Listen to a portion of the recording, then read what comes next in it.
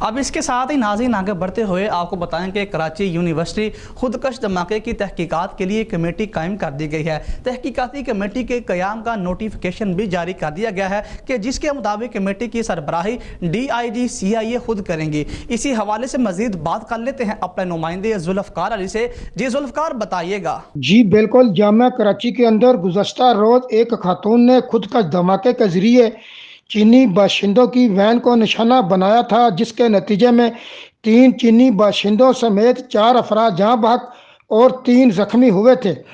جامعہ کراچی خودکش دھماکے کی تحقیقات کے لیے ایک اعلیٰ سطح کی کمیٹی قائم کر دی گئی ہے۔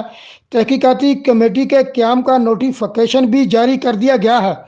جاری کردہ نوٹیفیکیشن کے مطابق کمیٹی کی سربراہی DIG CIA کریم خان کریں گے۔ نوٹیفیکیشن کے مطابق کمیٹی میں SSP East Abdul Rahim Shirazi, SSP Malir Irfan Ali Bahadur, SSP anti violent crime cell Zubair Nazir بھی شامل ہیں۔